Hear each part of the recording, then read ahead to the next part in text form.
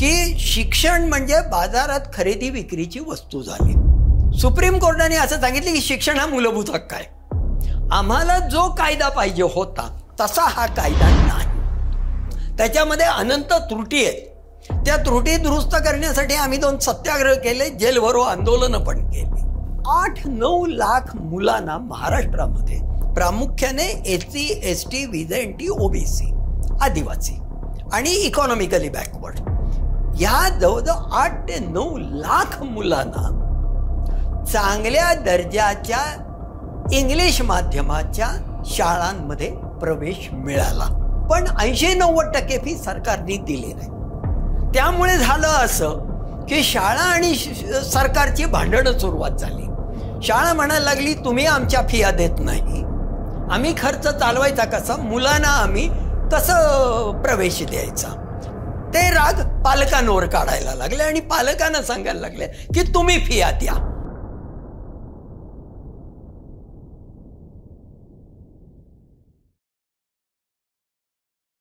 मित्रांनो नमस्कार, कसे आहात सगळे? मित्रांनो, आपले जेवढे पॉडकास्ट आहेत त्या सगळ्या पॉडकास्टमधून आपण एक मेसेज द्यायचा नेहमी प्रयत्न करतोय आणि तो प्रयत्न हाच असतो की एज्युकेशन किंवा शिक्षण हे एकमेव असं साधन आहे आज आपल्यासाठी की आपल्या समाजाची अपलिफ्टमेंट ज्याला आपण म्हणतो, ती अपलिफ्टमेंट समाजाची, व्यक्तिशः आपली प्रत्येकाची, आणि शिक्षण हे त्याचं खूप मोठं साधन आहे.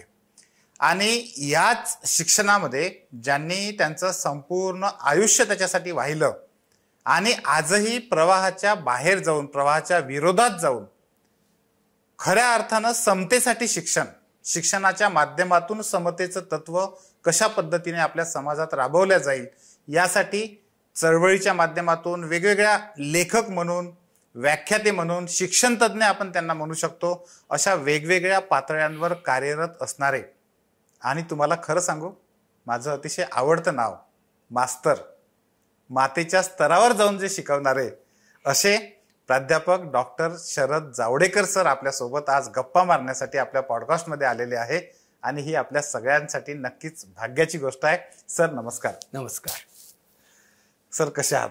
अतिशय छान.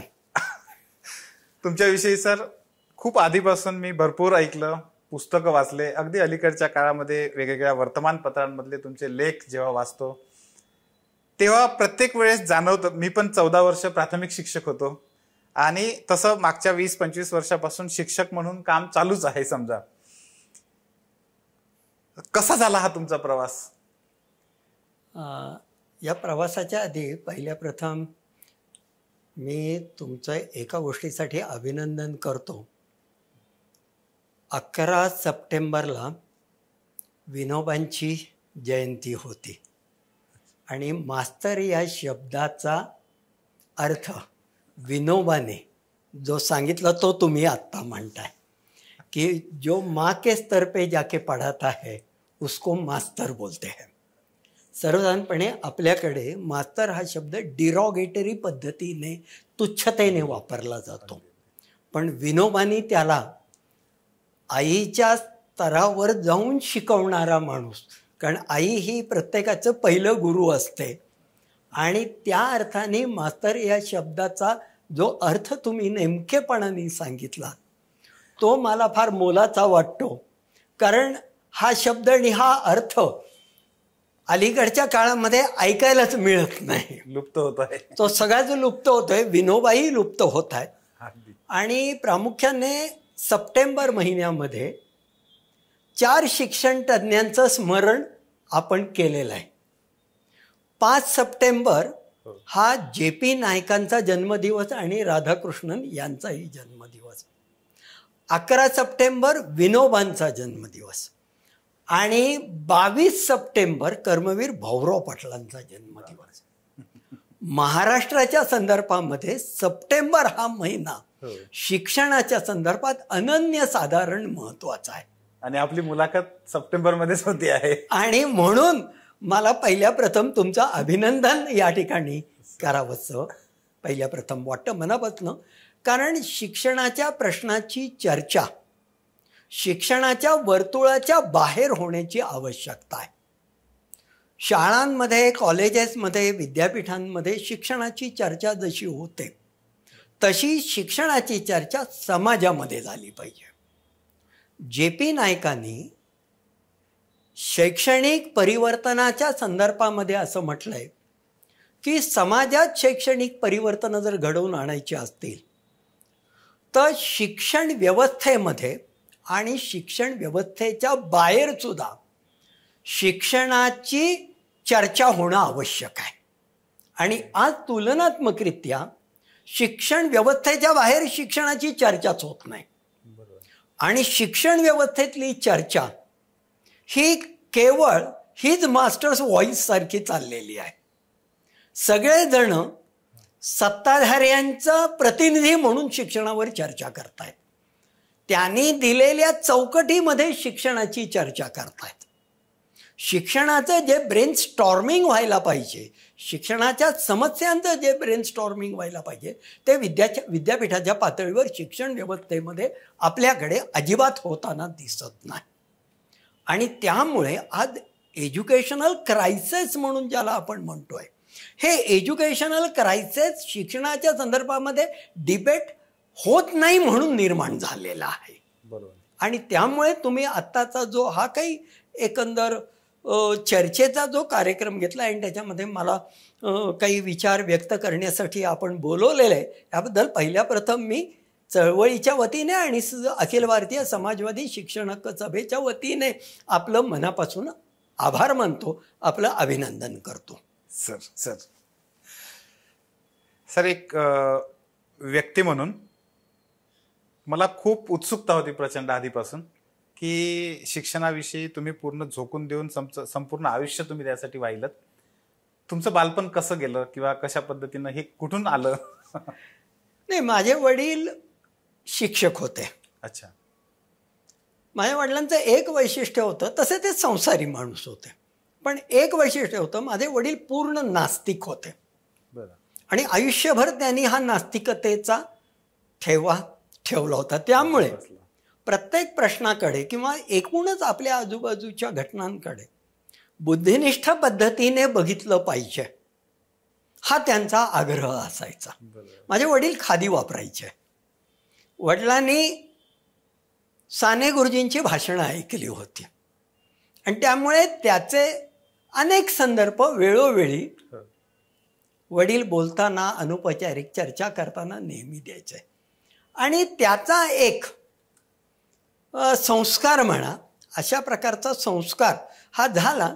आणि त्यामुळे मग आपल्याला शिक्षण क्षेत्रात आपल्याला शिक्षक व्हायचं हे माझ्या डोक्यात पक्कं बसलं होतं की एक ज्याला जॉब सॅटिस्फॅक्शन म्हणता येईल, एक आनंद अशा प्रकारचा. त्यामुळे MCOM झाल्यानंतर मी पहिल्यांदा ज्युनियर कॉलेजमध्ये शिक्षक म्हणून लागलो, त्याच्यानंतर PhD करून सिनियर कॉलेजमध्ये आलो आणि मग पुढे पुण्याच्या नेसवाडिया कॉलेज ऑफ कॉमर्समध्ये सलग 30 वर्ष सर्व पातळ्यांवर शिकवण्याची संधी मिळाली. म्हणजे FY पासून ते PhD पर्यंत सर्व पातळ्यांवर MBA सारख्या प्रोफेशनल कोर्सेसलाही व्हिजिटिंग फॅकल्टी म्हणून अनेक ठिकाणी मी शिकवलं. त्यामुळे शिक्षण हा एक आनंददायी गोष्ट आहे. वर्गात शिकवण्यासारखा आनंद दुसरा नाही. आणि याचा अनुभव सातत्याने मी घेतला. विद्यार्थ्यांचे चेहरे शिकवत असताना बदलणारे चेहरे किंवा फुललेले चेहरे हे बघणं याच्यासारखा दुसरा आनंद कुठल्याही पैशामध्ये मिळणार नाही, अशा प्रकारचा एकंदर दृष्टिकोन झाला. आणि त्याच्यानंतर चळवळीचा जो काही संदर्भ आला, मग राष्ट्रसेवा दल असेल, युवक क्रांती दल असेल किंवा समाजवादी चळवळ असेल, ह्यांची अनेक भाषणं म्हणजे वडिलांसुद्धा ह्या माणसांचे संदर्भ बोलता बोलता द्यायचे. म्हणजे SM जोशींचा संदर्भ वडील अनेक वेळेला द्यायचे, नानासाहेब गोऱ्यांचा द्यायचे, शिरूभाऊ लिमयांचा द्यायचे, अच्युतराव पटवर्धनांचा द्यायचे, रावसाहेब पटवर्धनांचा द्यायचे. हे असे अनेक संदर्भ अनेक गोष्टी सांगायचे. आणि त्यामुळे त्या विचाराकडे अपरिहार्यपणे ओढ होणं हे स्वाभाविक होतं. आणि एक साधेपणा आणि नैतिकतेची उंची. आणि विशेषतः पुण्यात आल्यानंतर मी SMचे अनेक भाषणं ऐकली आणि भारावून जायलाच व्हायचं की ह्या माणसाकडे बघितल्यानं नानासाहेब गोरेंची तर्कनिष्ठ भाषणं, हमीद दलवाईंची भाषणं, अशी अनेक भाषणं ऐकायला मिळाली की जे एका बाजूला थॉट प्रोव्होकिंग प्रचंड असायची, बोलण्यामध्ये कळकळ असायची, प्रामाणिक, आणि त्याचा संस्कार होत गेला. आणि त्यामुळे केवळ शिकवत असताना वर्गात शिकवणं एवढं शिक्षकाची मर्यादा असता कामा नये. तर समाज शिक्षक ही सुद्धा शिक्षकांनी भूमिका घेतली पाहिजे. ती भूमिका गाडगे महाराजांनी घेतली, ती भूमिका तुकडोजी महाराजांनी घेतली, त्या काळातल्या अनेक प्राध्यापकांनी घेतली. पुणे विद्यापीठामध्ये बघायचं तर राम बापट हे उत्कृष्ट समाज शिक्षक म्हणून आणि त्यांच्या अनेक अभ्यासवर्ग अटेंड करून केल्यामुळे अनेक गोष्टी समजल्या जायच्या. म्हणजे शिक्षक हा केवळ वर्गात शिकवणारा असता कामा नये. एकदा मी विनोबांना भेटायला गेलो होतो. त्यावेळेला त्यांचं मौन व्रत असायचं, पण विनोबांना भेटायचं असं एक मनात इच्छा होती आणि विनोबांना भेटायला गेलो. तिथे गेलो, नमस्कार केला, त्यांच्या समोर बसलो. त्यांना सांगितलं, त्यांनी विचारलं, लिहून दिलं काय करता. मी सांगितलं शिक्षक आहे. त्यांनी लिहून दिलं आचार्य कुलात सामील व्हा. आता त्यावेळेला आचार्य कुल काय आहे मला माहिती नव्हतं, म्हणून नंतर गेल्यानंतर हे काय आहे आचार्य कुल. तर विनोबांची ही भूमिका होती की शिक्षकांनी आणि शिक्षण क्षेत्रात काम करणाऱ्यांनी समाज शिक्षक म्हणून काम केलं पाहिजे. समाजाशी त्यांची नाळ असली पाहिजे, समाजाशी संपर्क असला पाहिजे, आणि समाज शिक्षक आणि वर्गातलं शिक्षण याचं एकत्रीकरण झालं पाहिजे. आणि हे जितकं एकत्रीकरण होईल तितकं वर्गातलं शिक्षण परिणामकारक होतं. म्हणजे मला नंतर अनुभवातनं असं लक्षात आलं की ज्ञान हे केवळ लायब्ररीत नाही आहे.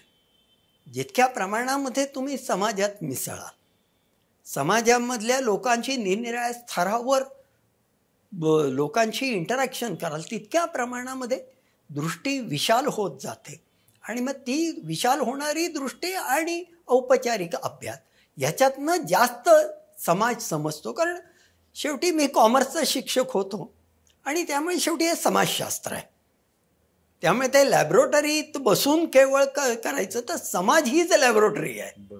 आणि त्यामुळे तिथे सातत्याने इंटरॅक्शन करणं आणि त्या प्रकारामुळे सातत्याने सामाजिक चळवळीशी माझा जाणीवपूर्वक संबंध ठेवला, चळवळीचा भाग म्हणूनही काम केलं, अशा पद्धतीने झालं ते.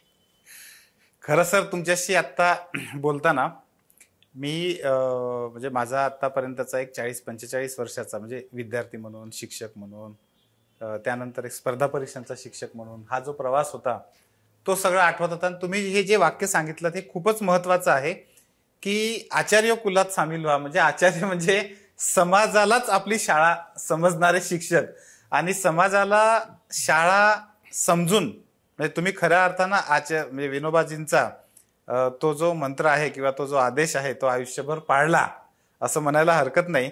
आणि अलीकडच्या काळामध्ये 25% लढ्यासाठी जो तुम्ही लढा दिला आणि तो प्रचंड यशस्वी झाला, मला असं वाटतं की त्याची पण माहिती आपल्या सगळ्या प्रेक्षकांना झाली पाहिजे. तो काय लढा होता, नेमका कशासाठीचा होता, त्याची पार्श्वभूमी काय होती आणि आत्ताची स्थिती त्याची काय आहे. त्याच्यात 2 भाग आहेत. म्हणजे 25% हा एक भाग आहे. त्याच्या आधीची गोष्ट असं सांगतो, आम्ही जी संघटना काढली अखिल भारतीय समाजवादी शिक्षण हक्क सभा, ज्येष्ठ समाजवादी नेते भाई वैद्य हे त्याचे संस्थापक होते. ही संघटना 2000 मध्ये भाईंनी स्थापन केली. आणि या संघटनेचं उद्दिष्ट मुळामध्ये असं होतं की 1990 मध्ये जी जागतिकीकरणाची लाट भारतात आली, त्या जागतिकीकरणाच्या लाटेचा भारतीय समाजावर जो विपरीत परिणाम होत होता,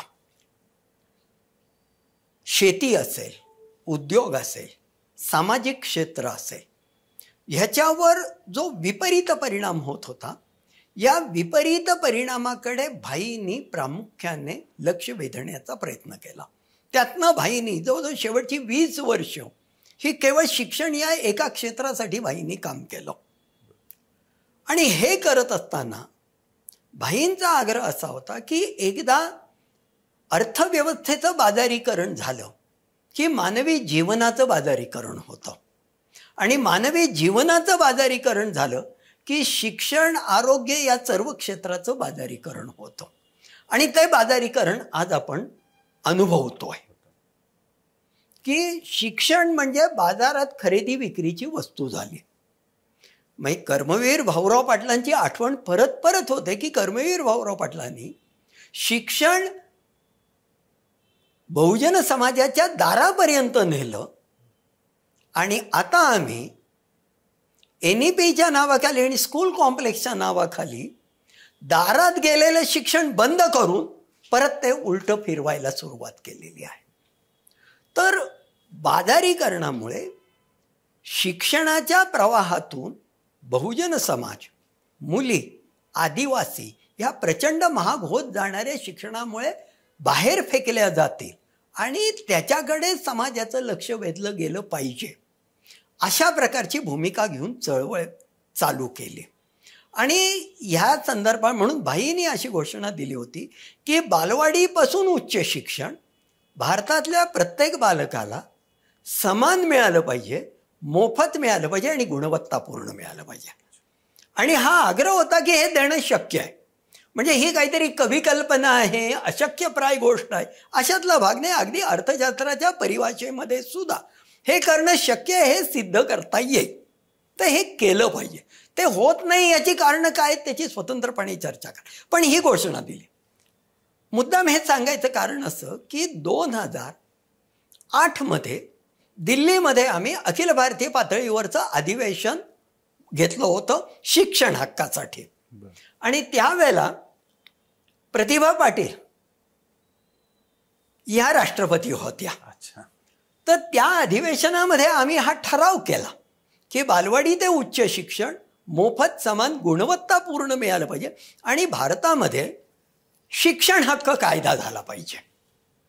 आणि तशा प्रकारचं निवेदन राष्ट्रपती भवनात जाऊन आम्ही संपूर्ण भारतातल्या सर्व बालकांच्या वतीने राष्ट्रपतींना दिलं. त्या काळामध्ये सुप्रीम कोर्टातले जे 2 खटले झाले, उन्नीकृष्णन आणि दुसरा मोहिनी जैन, हे 2 सुप्रीम कोर्टातले महत्त्वाचे खटले झाले.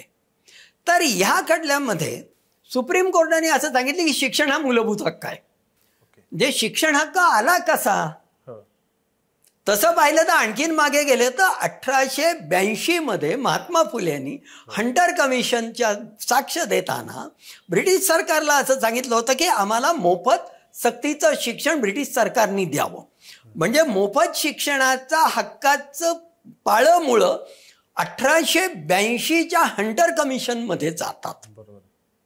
भारत स्वतंत्र झाला तरी भारतामध्ये शिक्षण हक्क नव्हता आणि मूलभूत शिक्षण हक्क नव्हता.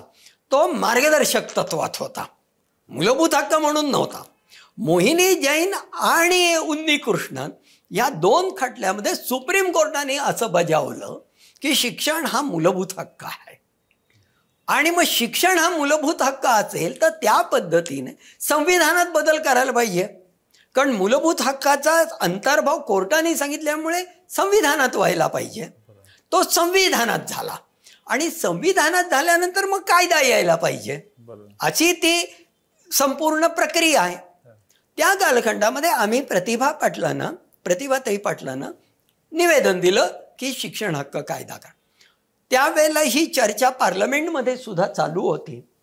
आणि 2009 मध्ये जेव्हा पार्लमेंटमधनं कायदा पास होऊन प्रतिभाताई पाटलांकडे गेला त्यावेळेला प्रतिभाताई पाटलांनी त्याच्यावर सही केली.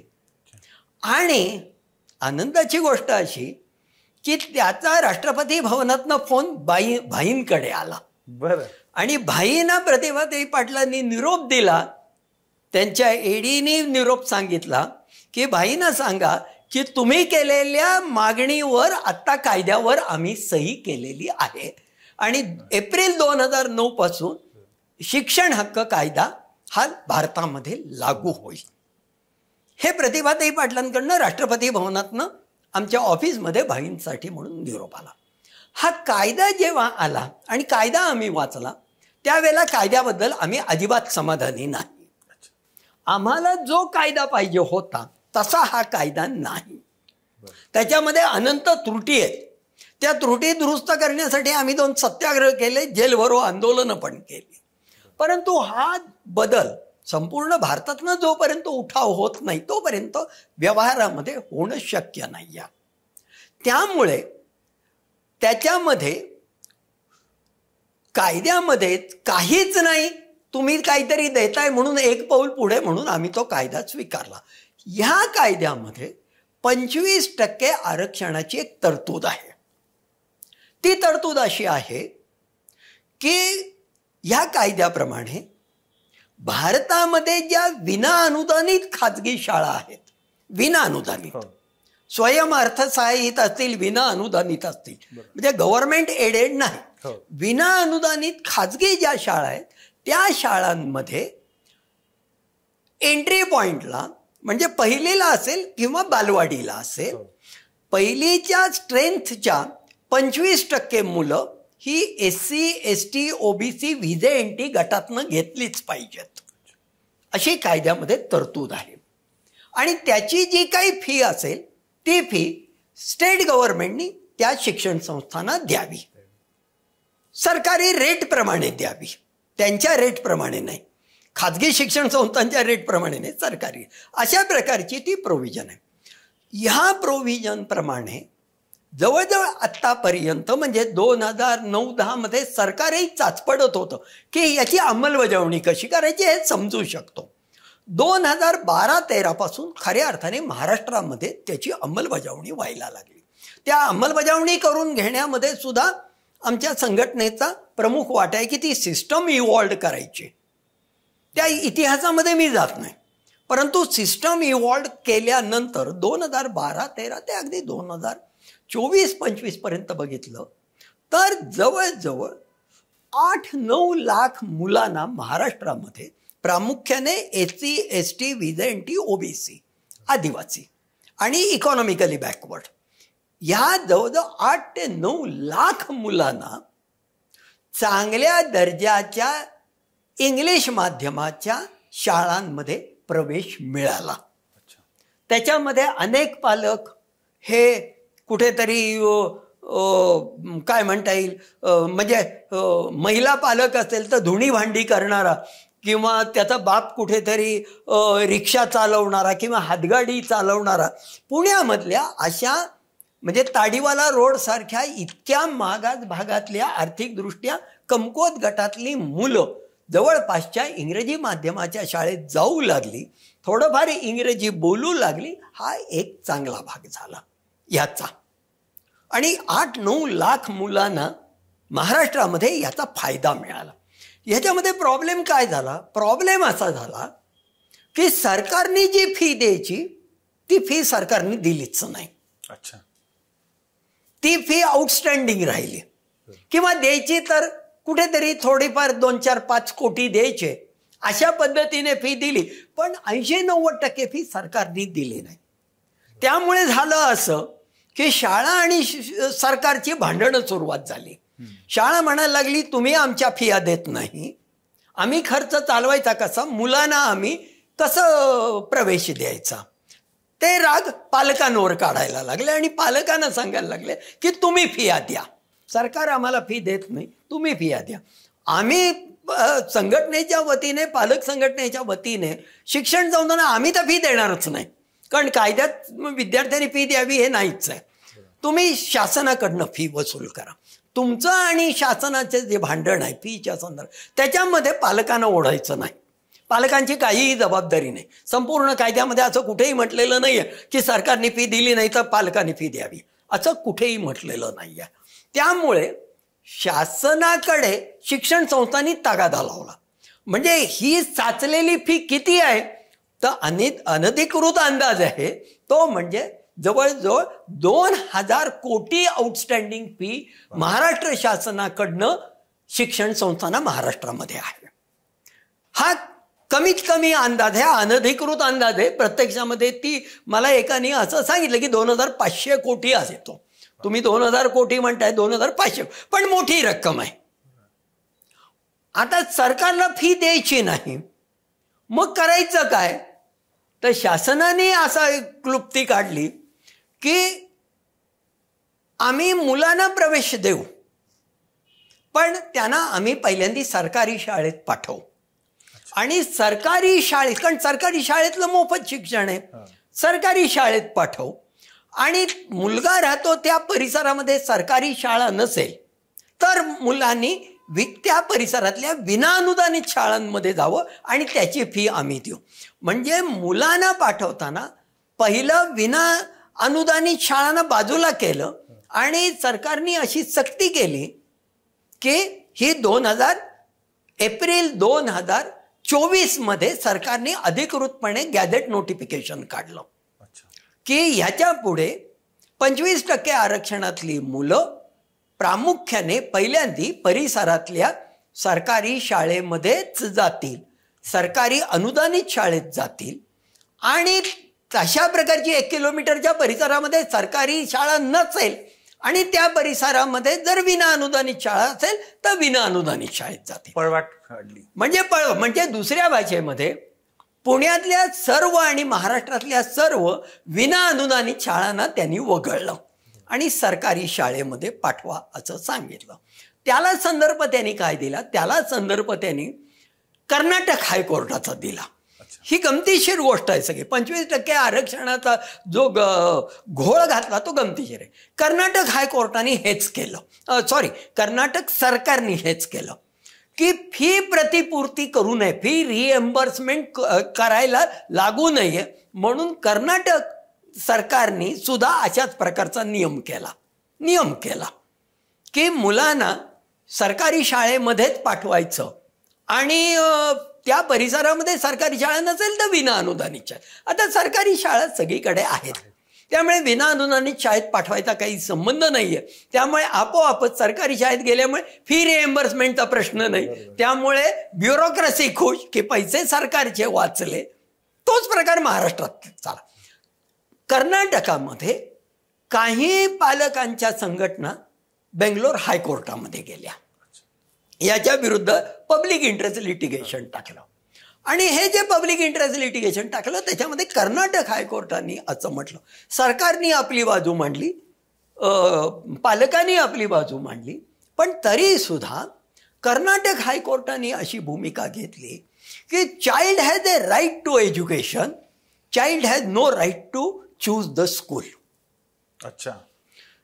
मुलाला शिक्षणाचा अधिकार दिलेला आहे, पण मुलांनी अमुक एका शाळेमध्ये मला जायचं आहे असं म्हणता येणार नाही. म्हणजे दुसऱ्या भाषेमध्ये मला विना अनुदानित शाळेत, इंग्रजी माध्यमाच्या शाळेत जायचं आहे हा अधिकार मुलाला म्हणण्याचा नाही. शाळा सरकारी शिक्षण देताना सरकारी शाळा आहे, सरकारी शाळेमध्ये तुम्ही जा. तुम्ही असा आग्रह धरू शकणार नाही 25% खाली की आमच्या मुलांना विना अनुदानित शाळेमध्येच गेलं पाहिजे आणि त्यांना प्रवेश दिला पाहिजे असं तुम्हाला म्हणता येणार नाही. अशा पद्धतीने त्यांनी कर्नाटक हायकोर्टाने सरकारची बाजू उचलून धरली. आणि ही जी उचलून धरली हाच संदर्भ घेऊन महाराष्ट्रामध्ये त्यांनी प्रयोग केला की 25% मुलांना आम्ही सरकारी शाळेत पाठवू. म्हणजे सरकारी शाळेत पाठवलं की नाहीतरी ते मोफतच आहे, त्यामुळे फी रिएम्बर्समेंटचा प्रश्न नाही आणि मुलांना आम्ही सरकार शिक्षण देतोय हेही पुण्य मिळालं, पैसे वाचले हेही बरं झालं. त्यामुळे शिक्षण संस्था खुश आणि सरकार खुश, मुलांचं काही का होईना. आणि निमित्त न्यायालयाचं. परंतु आम्हाला हे लॉजिक पटत नव्हतं.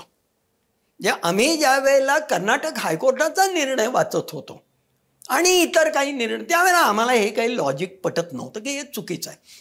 With due respect to the Karnataka high court आमचं असं म्हणणं होतं की याच्यामध्ये काहीतरी त्रुटी आहे आणि तार्किक त्रुटी आहेत त्या. म्हणजे त्याच्यावर काही कोणावर पर्सनल बोलण्याचं कारण नाही आहे, हा मुद्दा नाही आहे, पण तार्किकच मुळामध्ये त्रुटी आहेत. कारण ह्या सगळ्या प्रक्रियेमध्ये 25% आरक्षण का द्यायचं ह्याचं तर्कसंगत रॅशनल हे केंद्र सरकारने लेखी स्वरूपामध्ये वेबसाईटवर टाकलेलं आहे की 25% आरक्षण ह्याच्यासाठी द्यायचं आहे की ह्या मुलांना, म्हणजे त्यांनी असं म्हटलेलं आहे त्या संपूर्ण. आणि हे जी नोट टाकलेली आहे ती केंद्र सरकारने शिक्षण खात्याने टाकलेली नोट आहे. ती नोट उपलब्ध आहे.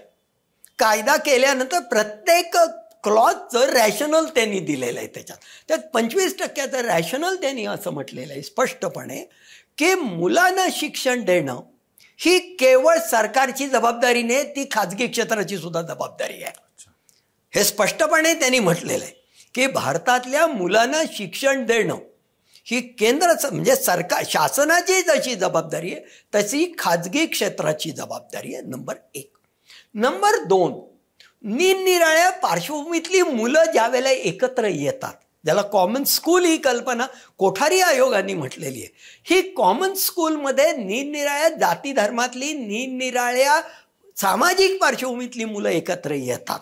एका बाजूला इलिट ग्रुपमधली मुलं आणि दुसऱ्या बाजूला ही उपेक्षित वर्गातली मुलं एकत्र आली तर त्या संपूर्ण इंटरॅक्शनमधनं दोन्ही मुलं शिकणार आहेत. बरोबर. इलिट क्लासमधली मुलं शिकणार आहेत की हा समाज कसा आहे, बरोबर, ह्या समाजामध्ये दारिद्र्य आहे, ह्या समाजामध्ये शोषण आहे, ह्या समाजातली पालक हे आलेल्या पालकांच्या मुलांच्या आया धुणी भांडी करतात आणि ह्या चांगल्या संपूर्ण वातावरणातनं आलेल्या मुलांकडनं उपेक्षित समाजातली मुलं शिकणार आहेत, त्यांच्याकडनं इंग्रजी शिकणार आहेत, त्यांच्यामधनं चांगली शुद्ध बोलीभाषा. त्यामुळे हे एकमेकाला पूरक आहे. त्यामुळे 25% आरक्षणाची तरतूद आहे. हे स्पष्टपणे क्लॅरिफिकेशन कोर्ट त्या कायद्याच्या सेक्शन्समध्ये दिलेला आहे. हा जो मुद्दा आहे हा मुद्दा कर्नाटक हायकोर्टाने लक्षात घेतला नाही आहे. त्यांनी फक्त एवढंच मुद्दा की मुलाला शिक्षणाची संधी मिळतीये ना तेवढी द्या. त्यांनी child doesn't have a right to choose the school म्हणून हे कॉमेंट केली. आणि हाच मुद्दा लक्षात घेऊन आम्ही पब्लिक इंटरेस्ट लिटिगेशन सरकारच्या विरोधामध्ये दाखल केलं की हे चुकीचं आहे. हे समतेच्या तत्वाच्या मुळात हे अगेन्स्ट द कॉन्स्टिट्यूशन आहे. नंबर 1. नंबर 2 की ही जी संपूर्ण बदल करताय हा बदल करण्याचा राज्य सरकारना अधिकारच नाही आहे की you are going beyond the limits of the act. कारण हा कायदा केंद्र सरकारचा आहे, राज्य सरकारचा नाही आहे. नंबर 1. नंबर 2, तुम्ही कायद्याच्या चौकटीत नियम तर करू शकता, हा तो राज्य सरकारला अधिकार आहे.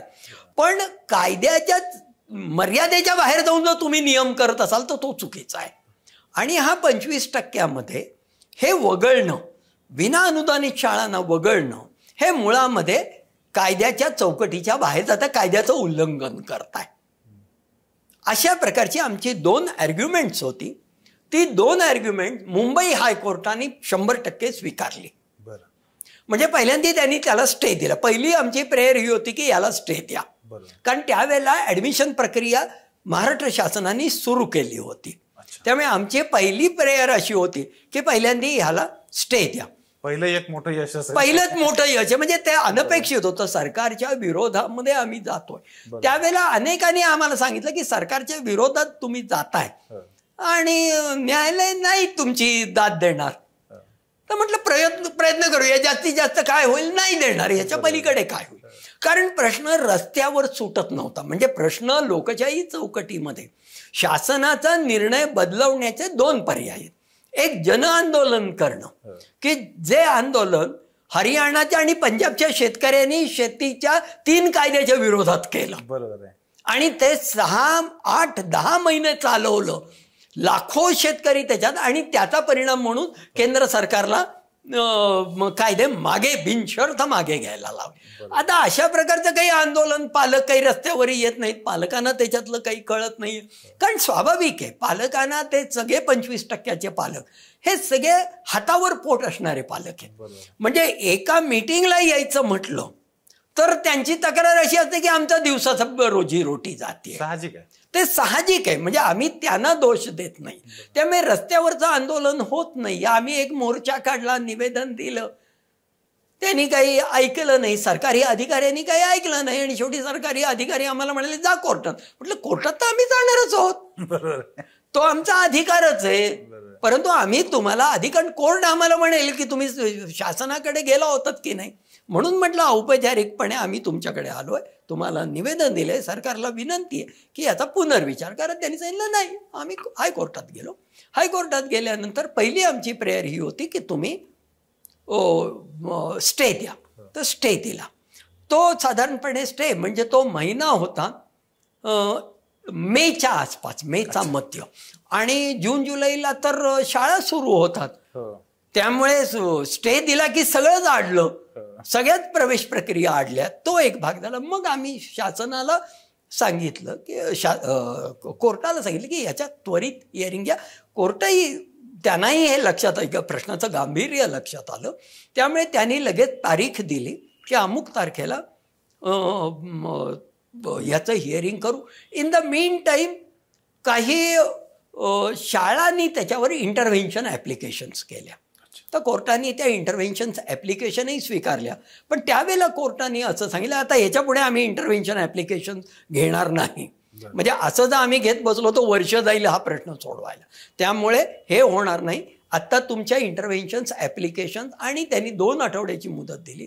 आणि त्यांनी स्पष्ट सांगितलं की 2 आठवड्यानंतर सर्व पार्टीजनी तयारी करून यायचं, याच्यापुढे नवीन तारीख आम्ही देणार नाही. म्हणजे, आणि विशेष म्हणजे त्या दिवसाला सकाळी 11:30 पासून 5:30 पर्यंत एवढ्या एका केसचं हिअरिंग हायकोर्टाने घेतलं. Great. Thanks to the high court. म्हणजे एकूण ज्युडिशियरी बद्दलचा विश्वास, आम्ही ते संपूर्ण 4-5 ज्या हिअरिंग झाल्या त्या सर्व हिअरिंग्समध्ये आम्ही होतो. माझ्याबरोबर सुरेखा खरे म्हणून पालक संघाच्या अध्यक्ष आहेत. त्या नोकरी करतात म्हणून त्या आता येऊ शकल्या नाहीत, पण त्या पालक संघाच्या अध्यक्ष आहेत. त्यांचंही योगदान ह्या प्रक्रियेमध्ये मोठं आहे. इतर काही संघटनांनी सुद्धा, म्हणजे केवळ अखिल भारतीय समाजवादी शिक्षण हक्क सभा असं नाही, नागपूरमधल्या एक संघटना होती, त्याच्यानंतर पुण्यातल्या 2 संघटना होत्या. अशा संघटनांनी त्याच्यामध्ये योगदान केलेलं आहे.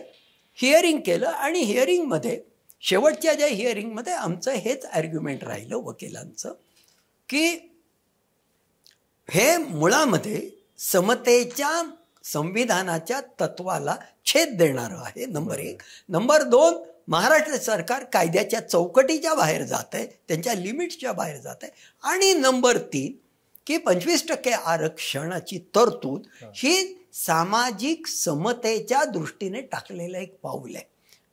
अन्यथा इथे इलिट क्लासच्या शिक्षण संस्था वेगळ्या, गरिबाच्या शिक्षण संस्था वेगळ्या, अशा प्रकारची विषमता निर्माण होईल, आणि ते करता येणार नाही, ते होऊ नये. हायकोर्टाने, माननीय हायकोर्टाने ते ऐकलं, आणि माननीय हायकोर्टाने त्या दिवशी स्पष्ट निर्णय दिला, the amendment made by the government and government gadget notification is unconstitutional, असा स्पष्ट आदेश दिला. आणि स्पष्ट आदेश दिल्यानंतर प्रक्रिया सुरू झाली. मग काही शिक्षण संस्था सुप्रीम कोर्टामध्ये गेल्या. सुप्रीम कोर्टामध्ये सुद्धा या ठिकाणी चर्चा झाली, पण सुप्रीम कोर्टाने सुद्धा एकंदर त्याला काही फार एंटरटेन केलं नाही. ही सगळी केस न्यायमूर्ती धनंजय चंद्रचूडांच्या समोरच झाली. अर्थात दिल्लीमध्ये जे काही हिअरिंग झालं त्याला आम्ही काही गेलो नाही, ते जाणंही शक्य नव्हतं. पण वृत्तपत्रातनं आलेल्या ज्या बातम्या आहेत ती केस माननीय न्यायमूर्ती चीफ जस्टिस चंद्रचूडांच्या समोरच झाली, आणि चंद्रचूडांनी सुद्धा ते संपूर्णपणे रिजेक्ट केलं. एवढं करून सुद्धा काही शिक्षण संस्थांनी in the meantime Bombay हायकोर्टामध्ये रिव्ह्यू पिटिशन दाखल केलं. म्हणजे हे सगळं जे झालं ते फार स्मूथली झालं नाहीये. म्हणजे हायकोर्टानं रिजेक्ट केलं. हायकोर्टानं रिजेक्ट केलं तरी सुद्धा मधल्या काळामध्ये काही शिक्षण संस्थांनी रिव्ह्यू पिटिशन, पण रिव्ह्यू पिटिशन दाखल केलं तरी सरळ साधं होतं की एकदा हायकोर्टाने निर्णय दिल्यानंतर खालच्या रिव्ह्यू पिटिशनला काही अर्थ नाहीये. पण तरी सुद्धा कोर्टाने त्यांचं म्हणणं ऐकून घेतलं. ज्यांनी रिव्ह्यू पिटिशन, ज्या संस्थांनी रिव्ह्यू, त्यांचं म्हणणं ऐकून घेतलं, पण त्यांनी ते सरळ रिजेक्टच केलं, आउटराईट रिजेक्ट केलं.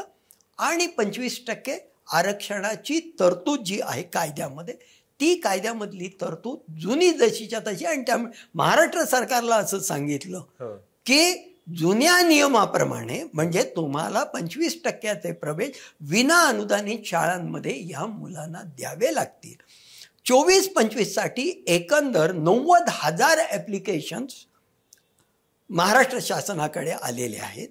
या प्रक्रियेमध्ये थोडासा उशीर झाला, त्यामुळे काही पालकांनी दुसरीकडे प्रवेश घेतला, पण तरीही सुद्धा 60 ते 65,000 मुलांनी 25% महाराष्ट्रामध्ये विना अनुदानित शाळांमध्ये प्रवेश घेतलेला आहे.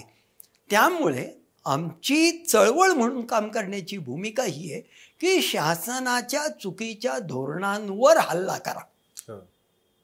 ही चळवळ म्हणून शिक्षणाची चळवळ चालवायची आहे.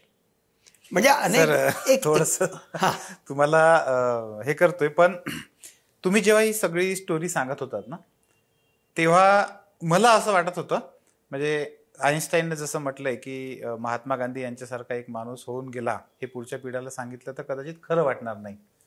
विनोबा भावे, महात्मा गांधी हे लोक होऊन गेले तर आजच्या काळामध्ये तुम्ही ज्या पद्धतीने ही लढा लढला, एकीकडे बलाढ्य सरकार, दुसरीकडे ज्या शिक्षण संस्था आहेत त्याही बलाढ्यच आहेत, त्यांची युती बलाढ्य आहे, आणि त्याच्या विरोधात जाऊन तुम्ही हा लढा लढलात. नुसता लढला नव्हे तर तो यशस्वी करून दाखवलात. असा काहीतरी इतिहास झाला हे पुढच्या काही पिढ्यांना समजा एक सांगितलं तर खरं वाटणार नाही. एवढं मोठं यश त्या लढ्यानं तुम्ही मिळवलं, आणि 2 नाही, 4 नाही, 500 नाही, 1000 नाही, तर त्या निदान त्या वर्षासाठी तरी, म्हणजे पुढचे तर आता लाखो विद्यार्थी असतील, पण त्या वर्षासाठी तरी 65-70 हजार विद्यार्थ्यांना तो एका तुमच्या या लढ्यानं त्या एका वर्षासाठी मिळालेलं. तिथून पुढे जो इतिहास घडाल तो वेगळा आहे. समजा हे खूपच मोठं सर, खूप मोठं यश आहे मला असं वाटतं एकंदर त्या ह्या सगळं प्रोसेसचं. या ठिकाणी थोडंसं तुम्हाला थांबवलं मी, परंतु पण ह्याच गोष्टीमध्ये मला पुन्हा एक विचारायचं आहे, ही की जी नवीन एज्युकेशन पॉलिसी आहे, ह्या नवीन एज्युकेशन पॉलिसीमध्ये असे कुठले कुठले मोठे दोष तुम्हाला वाटतात? त्याच्या आधी फक्त एकच मुद्दा मागच्या संदर्भात सांगतो की या सर्व प्रक्रियेमध्ये वकिलांची जी आम्हाला मदत झाली ती अनन्यसाधारण आहे. अच्छा. म्हणजे आम्ही ज्या वेळेला हे करण्याचा विचार करतो त्याला वकिलांना जाऊन पहिल्यांदा भेटलो, किंवा असं आम्हाला वाटतंय. बरोबर. एक लेमॅन म्हणून, आम्ही काही वकील नाही. बरोबर. त्यामुळे मुळात हे कोर्टात जाऊ शकेल का आणि कोर्टात गेलं तर ते टिकेल का, आणि त्याचा खर्च किती येईल. शेवटी कोर्टात कोर्टबाजी करणं हे सामान्य माणसाचं काम नाही, संघटनेचंही काम नाही आहे, कारण प्रचंड खर्च येतो. पण फॉर्च्युनेटली आम्हाला जे वकील भेटले आणि त्या संदर्भात इतर संघटनांना सुद्धा, म्हणजे मी एक या ठिकाणी स्पष्ट करू इच्छितो, हे काही कुठल्या एकाच संघटनेचं काम नाही आहे. अशा प्रकारच्या 4-5 संघटना एकत्र झाल्या आणि त्यांनी एकत्र मिळून केलं. ते पब्लिक इंटरेस्ट लिटिगेशन वेगवेगळ्या होत्या, पण उद्देश एकच होता. तर आम्हाला आमच्या वकिलांनी स्पष्टपणे सांगितलं की आम्ही आमच्या ॲपिअरन्सचा कुठलाही फी घेणार नाही, आणि काय कागदपत्र तयार करणं, झेरॉक्स करणं, याच्यासाठी जो किरकोळ खर्च असेल तो किरकोळ खर्च असेल, तो तुम्ही केला तर बरं होईल. पण बाकीचा हो तो आहेच, पण ठीक आहे, म्हणजे तो आमचा तसा काही फार झाला नाही. आणि वकिलांनी अजिबातच, म्हणजे मिहीर देसाई, सिनियर ॲडव्होकेट मिहीर देसाई यांनी ती संपूर्ण केस आमच्या वतीने लढली. इतका मोठा माणूस अख्खा दिवसभर कोर्टामध्ये बसून होते आमच्या वतीने आर्ग्युमेंट, थँक्स टू म्हणजे अशा प्रकारची माणसं लिगल ज्युडिशियरीमध्ये आहेत, या सिस्टममध्ये आहेत, त्यामुळे काहीतरी चळवळी चालू शकतात. हा एक त्याच्यातलं त्यांचं एक मोठं योगदान आहे. दुसरा जो प्रश्न की तुम्ही जो NEP बद्दल, नवीन राष्ट्रीय शैक्षणिक धोरणाबद्दल बोललात, तर नवीन राष्ट्रीय शैक्षणिक 2020 NEP 2020 हे आलेलं आहे. तर चळवळ म्हणून आणि शिक्षणातले मूलभूत प्रश्न म्हणून बघितले तर हा संपूर्ण ड्राफ्ट हा इथल्या बहुजन समाजाला, कष्टकरी वर्गाला, गरीब आदिवासी वर्गाला शिक्षणाच्या प्रक्रियेतून बाहेर फेकणारा अशा प्रकारचा हा ड्राफ्ट आहे. शिक्षण नाकारणारा ड्राफ्ट आहे. ह्या संपूर्ण ड्राफ्टमध्ये आम्ही लोकांना शिक्षण नाकारत आहोत असं कुठेही वाक्य नाही आहे, पण धोरण असं केलेलं आहे की जेणेकरून मुलं शिक्षणाच्या प्रक्रियेतून बाहेर फेकली जातील. आणि शिक्षणाची मक्तेदारी इथल्या इलिट वर्गापुरती, वरच्या जाती आणि आर्थिकदृष्ट्या वरचा जो गट आहे त्यांच्यापुरतं मर्यादित राहील अशा पद्धतीने संपूर्ण रचना केलेली आहे. धक्कादायक आहे. उदाहरणार्थ याचं साधं उदाहरण द्यायचं झालं तर असं आहे की मुंबईला ताजमहाल हॉटेल हे सगळ्यांसाठी ओपन आहे, पण म्हणून प्रत्येक माणूस तिथे जाऊ शकत नाही आहे. ज्याच्याकडे खिशाला भरपूर पैसे आहेत तोच जाऊ शकतो. तसं आमच्याकडची शिक्षण व्यवस्था आहे, it is open to all. पण त्यांच्या फिया इतक्या आहेत की सामान्य माणूस तिथे जाणारच नाही. म्हणजे नाही म्हणायचं नाही पण द्यायचं पण नाही, असं जे एक धोरण असतं, अशा प्रकारचं धोरण स्पष्टपणे या शिक्षण धोरणातनं प्रतिबिंबित होत आहे. आणि त्यामुळे हे धोरण इथल्या बहुजन समाजाला, इथल्या कष्टकरी वर्गाला स्वच्छपणे शिक्षण नाकारणारं धोरण आहे अशी आमची चळवळ म्हणून भूमिका आहे.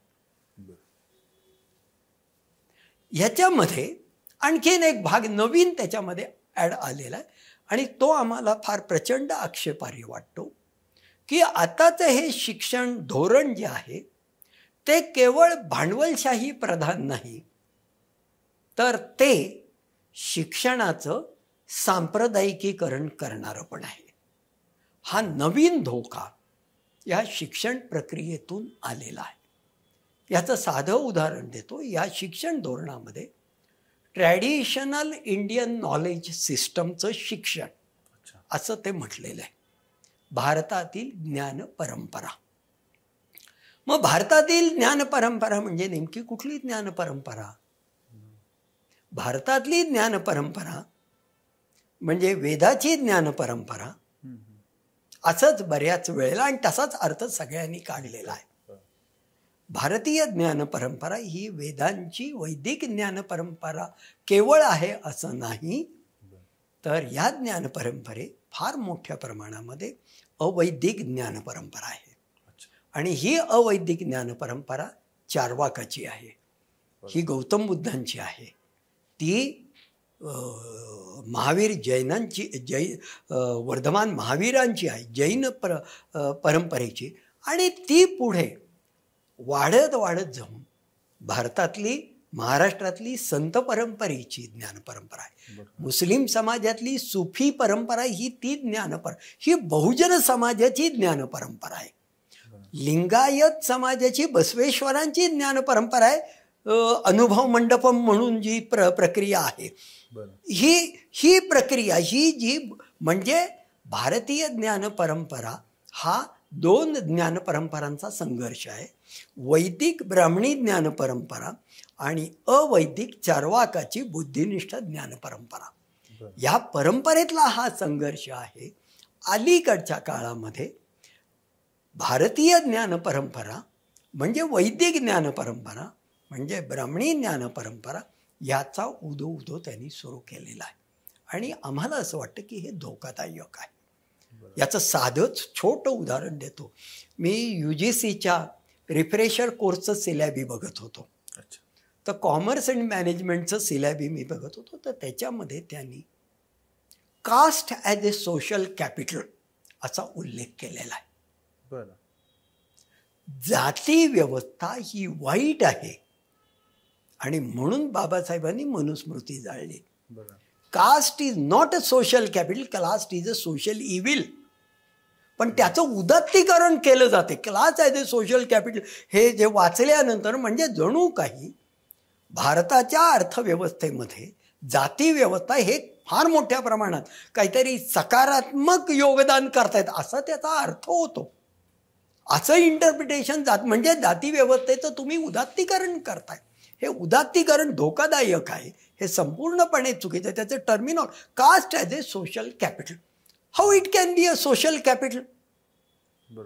व्यवसायामध्ये भांडवल म्हणून तर जात ही भांडवल आहे.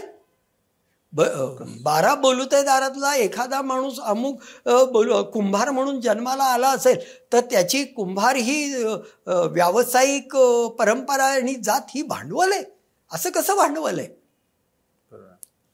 त्यामुळे आत्ताच्या या शैक्षणिक धोरणाचा आम्ही निषेधच करतो. आम्ही असं म्हणतो की वी रिजेक्ट NEP इन टोटो. त्याच्यामध्ये अनंत त्रुटी दाखवता येतील लांबलच, म्हणजे शालेय शिक्षणाच्या संदर्भात असेल, उच्च शिक्षणाच्या संदर्भात असेल, अनेक त्रुटी आहेत त्या जाणीवपूर्वक त्यांनी ठेवलेल्या आहेत. ह्याचं कारण सरळ असं आहे की एज्युकेशन इज पॉलिटिक्स. हे JP नाईकांनी म्हटलेलं आहे, हे पावलो फ्रेयरींनी म्हटलेलं आहे की एज्युकेशन इज हा वर्ग संघर्ष आहे आणि खऱ्या अर्थाने हा वर्ग संघर्ष आहे.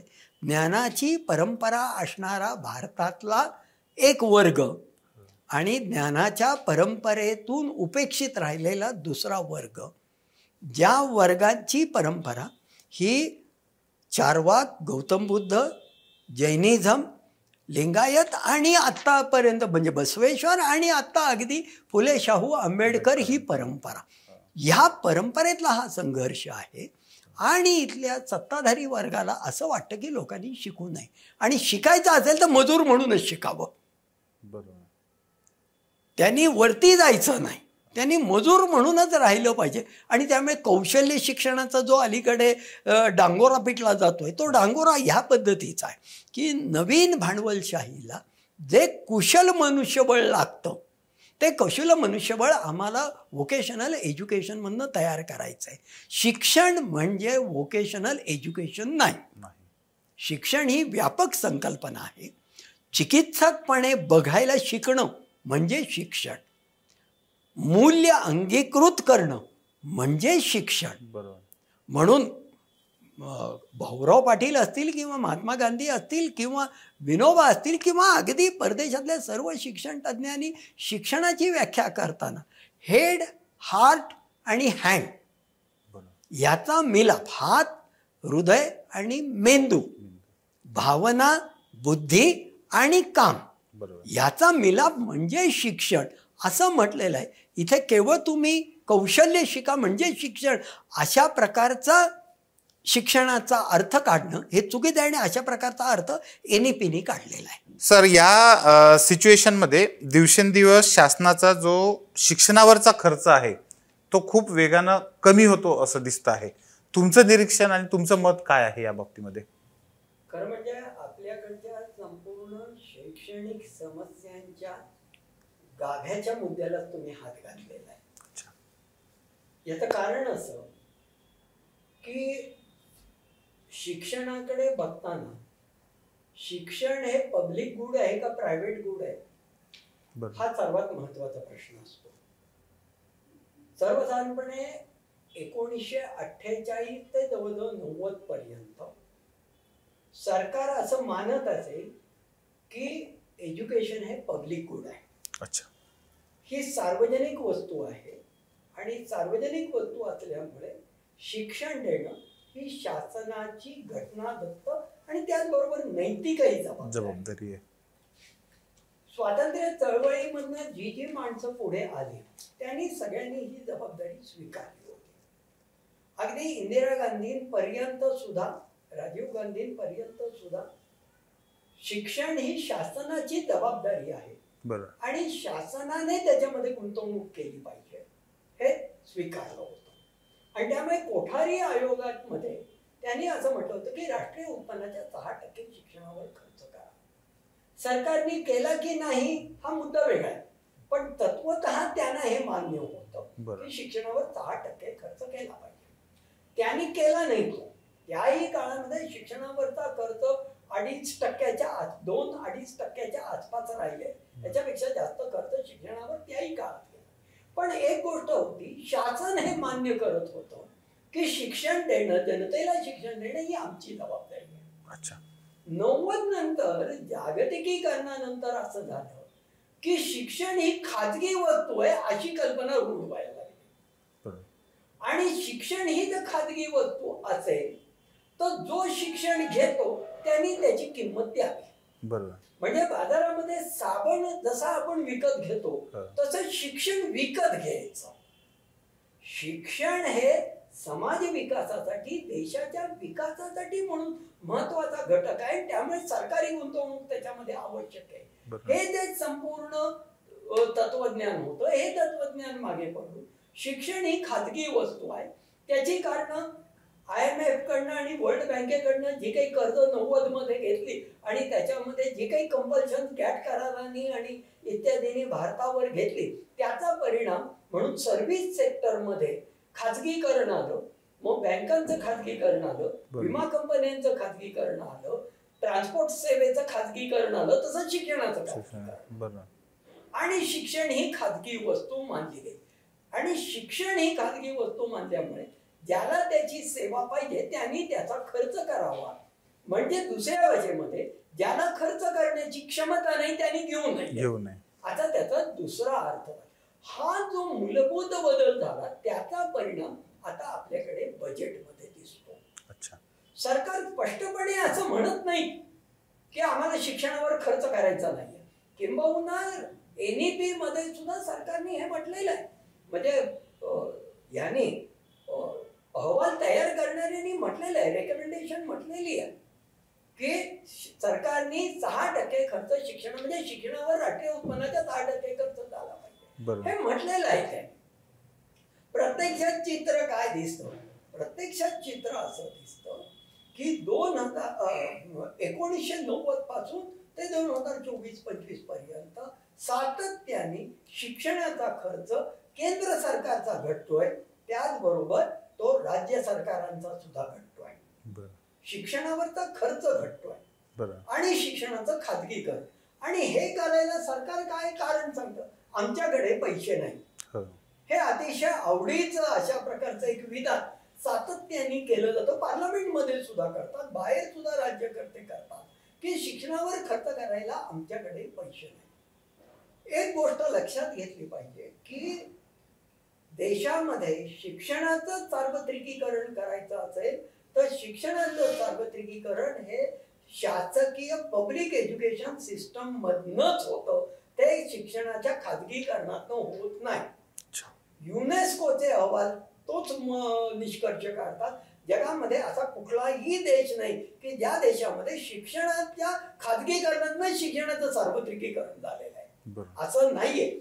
आता ते जगातले जे भांडवलशाही देश आहेत त्या भांडवलशाही देशांनी 100 वर्षापूर्वी सार्वजनिक शिक्षण व्यवस्था बळकट केली होती. इवन ॲज ऑन टुडे अमेरिकेसारखा भांडवलशाहीचं सिम्बॉल असलेला हा देश, इथे 12वी पर्यंत संपूर्ण शिक्षण हे शासकीय नियंत्रणाखाली आहे. उच्च शिक्षण याचं खाजगीकरण प्रचंड आहे, पण 12वी पर्यंत शिक्षण हे संपूर्णपणे सरकारी नियंत्रणाखाली आहे, नंबर 1. आणि अमेरिकन शिक्षण पद्धतीचं, शालेय शिक्षण पद्धतीचं दुसरं महत्वाचं वैशिष्ट्य म्हणजे तिथे नेबरहुड स्कूलची कल्पना आहे. मुचकुंद दुबे हे भारतातले अमेरिकेमध्ये राजदूत होते. मुचकुंद दुबे मोठं नाव आहे. आणि आपल्याकडे 2009 मध्ये जेव्हा शिक्षण हक्क कायदा झाला त्यावेळेला त्यांनी मेनस्ट्रीम मध्ये एक लेख लिहिला होता, अ मिस्ड अपॉर्च्युनिटी म्हणून. आणि त्याच्यामध्ये त्या लेखामध्ये अमेरिकेतल्या कॉमन स्कूलचा अनुभव त्यांनी स्वतःचा दिला होता.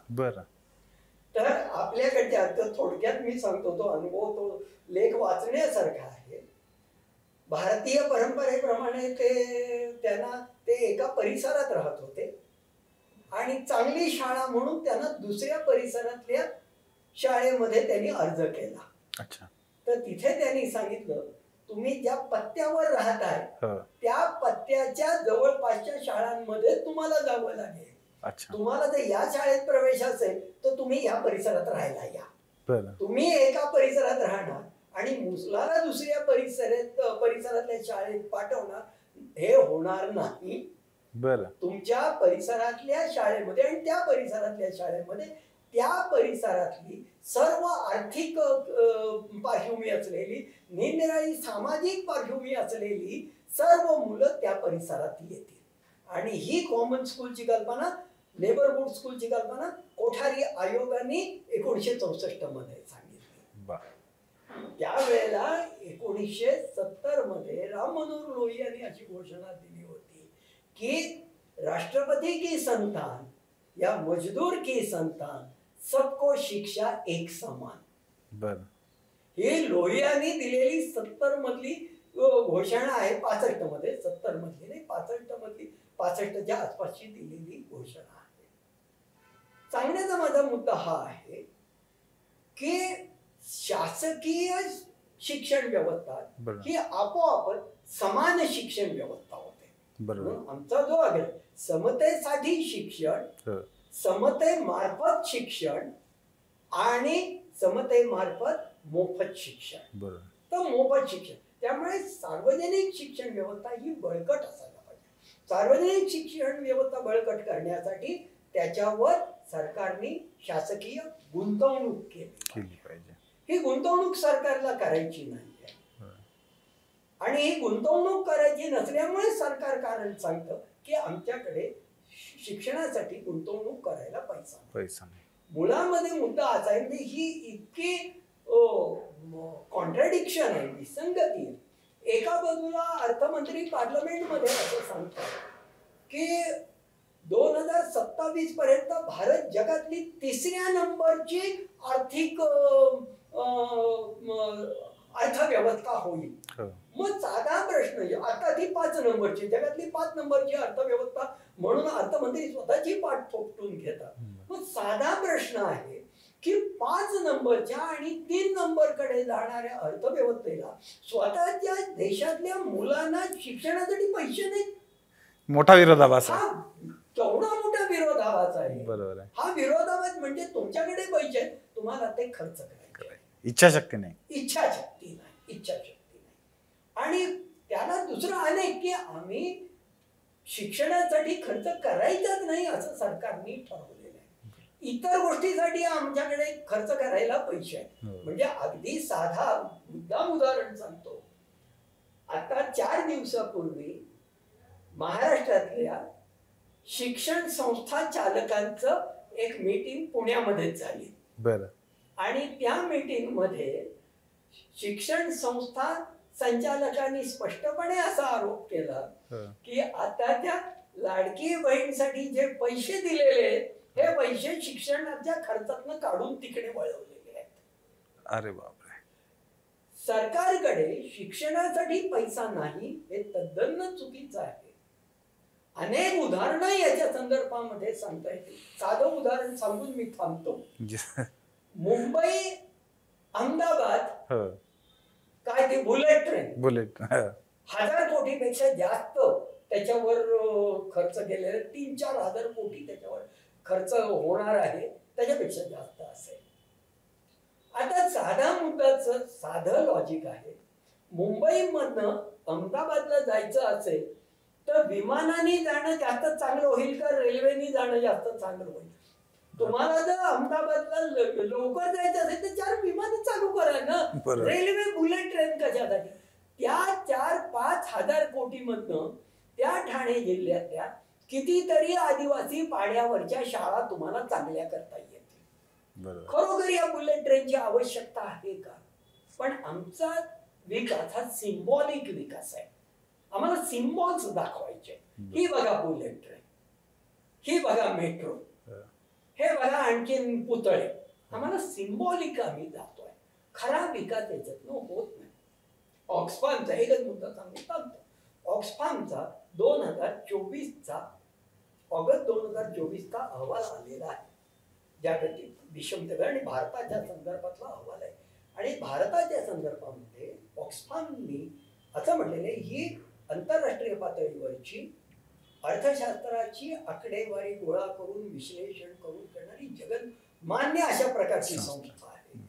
तर ऑक्सफामचा रिपोर्ट असं सांगतो, त्यांनी असं म्हटलेलं आहे की भारतातल्या 100 बिलियनर्स, केवळ 100 बिलियनर्स घराणी किंवा व्यक्ती, त्यांच्यावर त्यांच्या संपत्तीवर 2.5% तुम्ही संपत्ती कर लावा. भारतामध्ये पुढची 10 वर्ष सर्व मुलांना मोफत पोषण आहार देता येईल. शैक्षणिक परिवर्तनासाठी जन आंदोलन करणं, लोकांनी या मुद्द्यावर रस्त्यावर येणं, हा प्रश्न राजकीय करणं, लोकांनी हा प्रश्न राज्यकर्त्यांना आणि लोकप्रतिनिधींना विचारला पाहिजे. आता इलेक्शन आलेले, जो आम्हाला मोफत शिक्षण देईल त्याला आमची मतं, बरोबर, अशी काही घोषणा झाली. आता जनमताचा दबाव राहिला तरच परिवर्तन होऊ शकतात. खूप उद्बोधक आहे सगळं. सर, बोलण्यासारखे तर विषय खूप आहे, पण अर्थात वेळेची आणि ह्या सगळ्या गोष्टींची आपल्याला मर्यादा आहे. परंतु तुम्ही जे सांगत होतात त्यावेळेस मला हे कुठेतरी जाणवलं की जसं आपण या मुलाखतीच्या सुरुवातीला मी म्हटलं होतं की आपण मातेच्या स्तरावर जाऊन शिकवणारा तो मास्तर, तसं समाजाविषयीची प्रचंड तळमळ तुमच्या ह्या सगळ्या बोलण्यातून, शिक्षणाबद्दलच्या बोलण्यातून, आणि हे 100% आहे की शिक्षणाशिवाय ती जी अपलिफ्टमेंट आहे समाजाची, व्यक्तीची, ती कधी शक्य नाही. आणि ती सगळी अवस्था तुम्ही आजच्या ह्या लेखामध्ये आलात. या ठिकाणी हे सगळे ज्ञानकण आमच्या प्रेक्षकांसाठी उपलब्ध करून दिलात.